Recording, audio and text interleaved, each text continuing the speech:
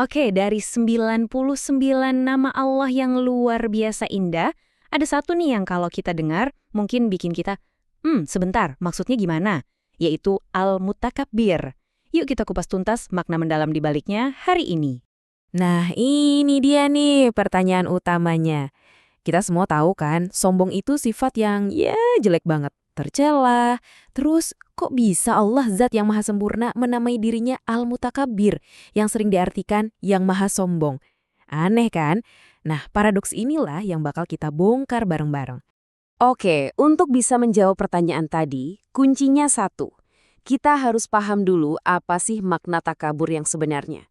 Karena gini, takaburnya Allah itu beda banget sama takaburnya manusia. Bagaikan langit dan bumi deh, beda dimensi. Jadi gini, al-mutakabir itu akarnya dari kata kibria. Nah, kibria ini artinya bukan angkuh atau congkak, ya.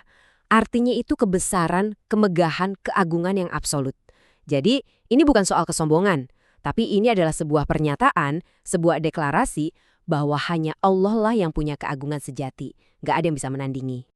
Dan ini ditegaskan langsung loh di dalam Al-Quran, di surat Al-Hasyr ayat 23. Perhatikan deh kalimatnya. Yang memiliki segala keagungan. Ini jelas banget kan? Ayat ini seolah-olah memasang garis pemisah yang tebal antara keagungan Allah yang mutlak dengan apapun yang manusia coba-coba sandingkan dengannya. Ini sifat yang eksklusif, cuma milik dia. Nah, ini perbandingannya biar makin jelas. Coba lihat. Keagungan Allah itu mutlak, hakiki.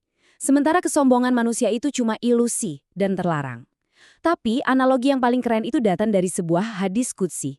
Allah bilang begini, keagungan itu selendangku dan kesombongan itu jubahku. Bayangin deh, itu pakaian eksklusifnya.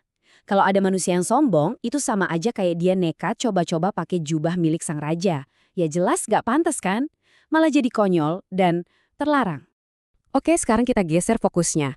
Kalau keagungan itu cuma milik Allah, lantas sombong yang ada di diri kita ini apa dong? Nah, ini dia. Ini adalah sebuah penyakit.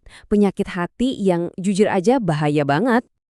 Imam Al-Ghazali punya penjelasan yang ngena banget.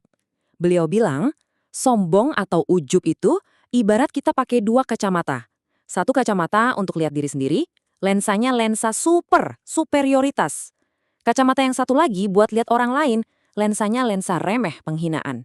Jadi bawaannya pengen bilang, aku dong, gara-gara aku nih, hebatkah aku? Wah, hati-hati, itu dialognya iblis loh. Terus, dari mana sih penyakit ini muncul? Apa sih akarnya?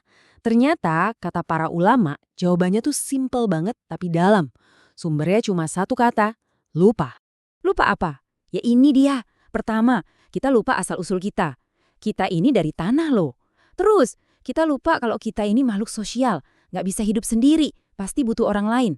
Kita juga sering banget lupa kalau semua kelebihan yang kita punya, pinter, kaya, jaga main musik, apapun itu semua cuma titipan.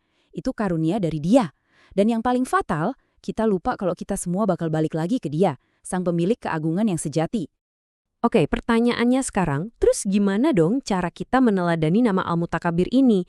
Apa kita harus jadi sok hebat juga? Oh, tentu bukan. Caranya justru kebalikannya. Ini poin pentingnya.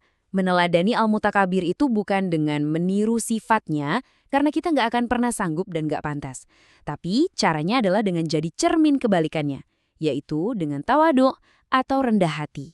Logikanya sederhana kok, semakin kita sadar betapa agungnya Allah, ya otomatis kita makin merasa kecil dan rendah hati di hadapannya. Nah, ini ada 3 langkah praktisnya. 1, jelas, jauhi sombong dan ujub. Pokoknya no matter what. 2, nah ini penting banget, rendah hati itu bukan berarti minder atau rendah diri ya, beda. Justru kita harus pede, percaya diri waktu berbuat baik. Kenapa? Karena kita yakin ini semua atas izin Allah. Dan yang ketiga, punya jiwa yang besar. Kalau bikin salah, kalau kalah, kalau kecewa, ya lapang dada aja. Itu semua bagian dari perjalanan. Nah, dari konsep tadi, kita masuk ke bagian yang lebih praktis nih, yaitu mengamalkan nama Al-Mutakabir ini dalam zikir kita sehari-hari. Dan ternyata khasiatnya luar biasa loh.